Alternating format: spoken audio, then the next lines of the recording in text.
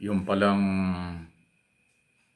dating na pro-China at nakalimot o kinalimutan ng kailang sinumpaang tungkulin sa ilalim ng saligang batas na susundin nila kung ano ang alituntunin nito sa mga pinapanumpang mga opisyal ng pamahalaan, elected, appointed o career official, lalo na ang mga senador at congressman-elect ay dapat ay pinapanagot. Kasi yung kanilang sinumpaan sa kanilang panunungkulin na susundin ang saligang batas, nakaakibat dun ang paninindigan sa West Philippine Sea.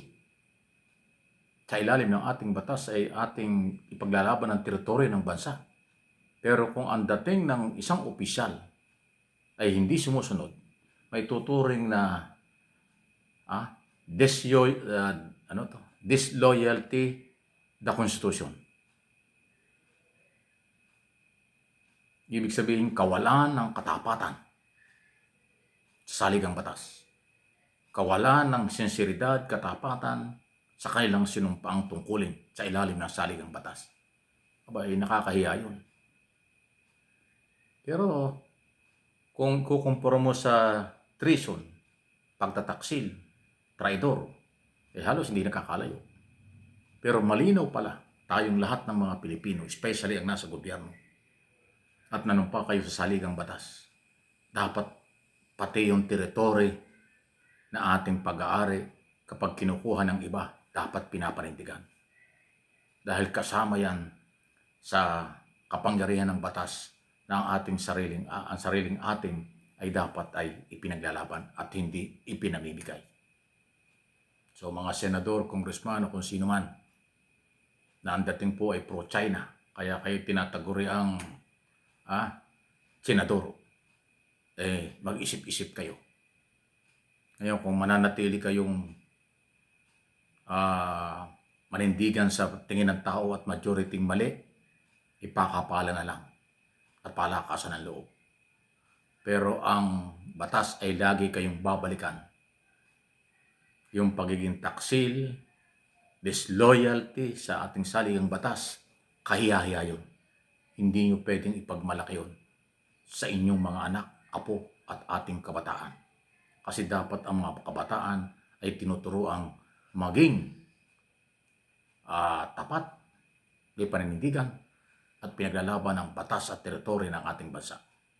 Kaya yung controversial na i-give up na lang natin ay talaga hindi katanggap-tanggap. Sa totoo lang. Issue lang, walang personalan. Kung sino po ang gumagawa nito, atin silang palalahanan. Mali sila. At hindi sila dapat pamarisan. At ipalaala din natin sila na sila ay dapat mahiya sa Pilipino at kanilang irespeto ang kanilang sinumpaang tungkulin sa ilalim ng 1987 Constitution. Ano yun? Ano po inyong masasabi dyan? Please comment, react. Inyong paki-like and share ng mga video ito for information, for education. Itong controversial na Pilipinas at teritoryong pag-aari ng Pilipinas. Okay? Samantala, yung mga anti-Marcos camp, anong gagawin nila? Magmumura na lang. At paulit-ulit na lang ililihis ang mga isyo. At gagawa-gawa na lang ng iba-ibang isyo para mapag-usapan.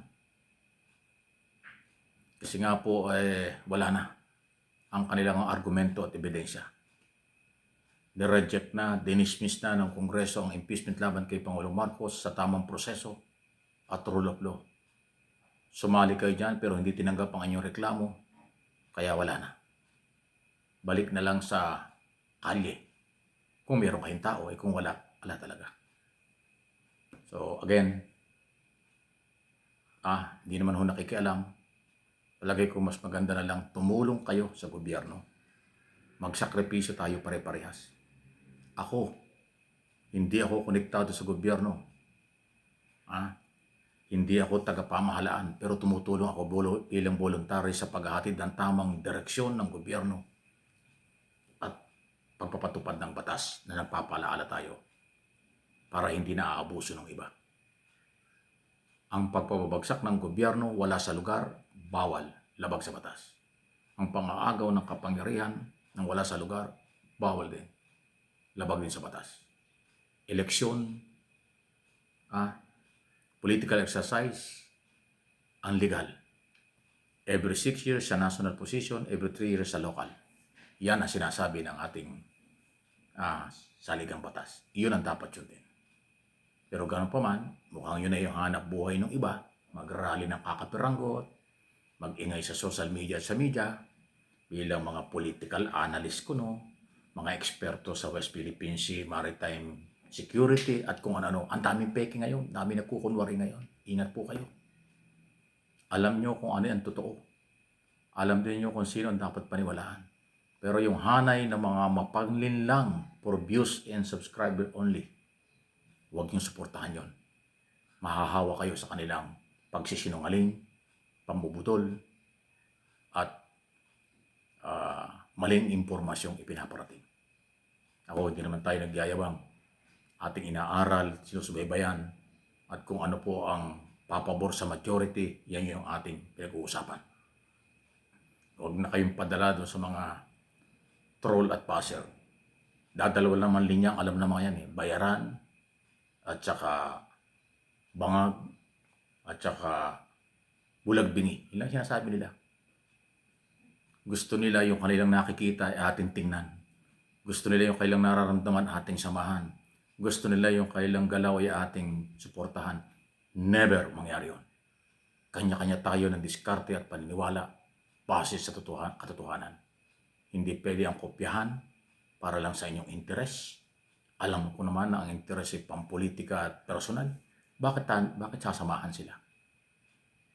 Alam natin at ating alamin ang totoong merong paniniwala at dapat gawin. Naaayon sa tamang proseso. Hindi pwede ang puro na lang pagbabanta at iba. Subukan yung tumulong sa kapwa, subukan yung tumulong sa gobyerno. Mas marami ang matutuwa. Mas relax pa kayo. Kaysa sa lagi kayong stress, lagi kayong galit, lagi kayong nagagamit at nagpapagamit sa ibang tao na hindi naman nyo alam, ginagamit lang talaga kayo. Di ba? Napakaganda ng Pilipinas, mayaman ang Pilipinas, maunlad ang Pilipinas. Pwede natin ipagmalaki ang kulturang Pilipino, pero nasisira, nababaliwala dahil sa pamumulitika. Too much politics, sobrang pamumulitika ang nakakasira sa ekonomiya, seguridad, turismo at kabuhayan ng bansang ito, ng mga Pilipino. Please like and share.